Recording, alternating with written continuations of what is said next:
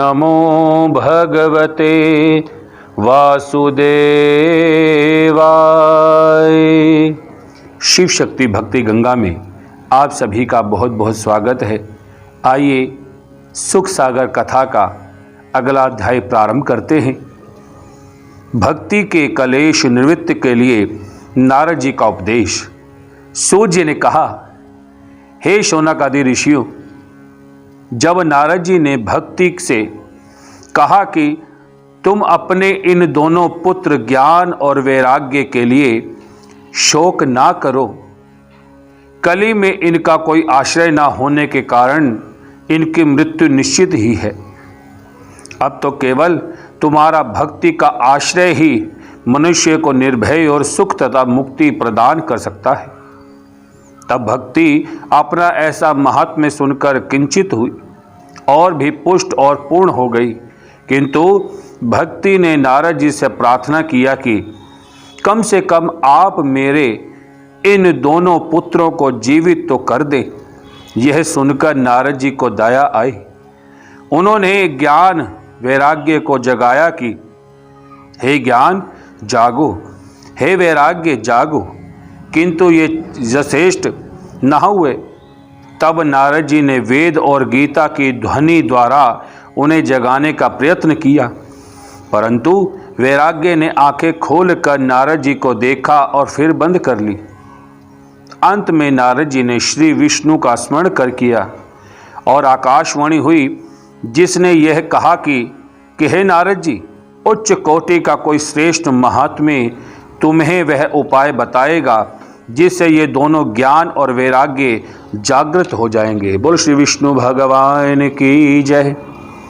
सूर्य जी कहते हैं कि हे ऋषियों, नारद जी के यह आकाशवाणी सुनकर पृथ्वी पर मुनियों के प्रत्येक आश्रमों का पर्यटन आरंभ किया।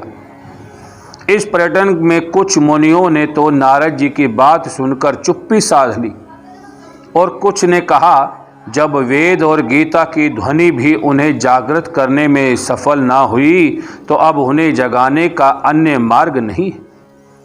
मुनियों की ऐसी बात सुनकर नारद जी को अत्यंत दुख हुआ और वह बद्री आश्रम में जाकर घोर तपस्या करने लगे।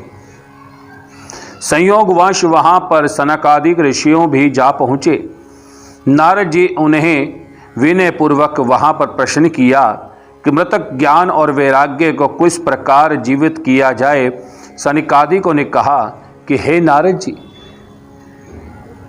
मोक्ष के अनेक मार्ग में निश्चित किए गए द्रव्य, यज्ञ, तप, ज्ञान और वेद पाठ यज्ञ के ये केवल कर्ममय यज्ञ है। इनसे श्रेष्ठ ज्ञान यज्ञ है और यह यज्ञ श्रीमद् भागवत कथा है, जिसके पाठ ध्वनि से वे अमृत ज्ञान और वैराग्य जीवित हो सकते हैं। क्योंकि श्रीमद् भागवत की कथा वेद और उपनिषदों अर्थात कर्म और ज्ञान के सार से उत्पन्न हुई है। जिस प्रकार दूध से निकला हुआ माखन या घृत स्वाद से दूध के पृथक होता है, मधुर ईख से निकला हुआ गुड़ ईख से अधिक मीठा होता है, उसी प्रकार श्रीमद् भागवत पुराण भी वेद और उपनिषदों से निकलकर उनसे अधिक मधुर और फलदायक होता है। यह वह भागवत पुराण नहीं है जिसे आपने 4 श्लोकों में रचकर व्यास जी को उस समय सुनाया था, जब वेदों को विभाजन और गीता का प्रयाण कर चुकने के बाद भी उन्हें संतोष नहीं हुआ, तब उन्होंने भगवान की रचना की। बोल श्री विष्णु भगवान की जय। आज का ये दूसरा अध्याय यहीं समाप्त। अगले अध्याय पुनः आपके समक्ष लेकर आएंगे। मैं पंडित गोल्डी शर्मा तब तक के लिए विश्राम देते हैं। ओम नमो भगवते वासुदेवाय।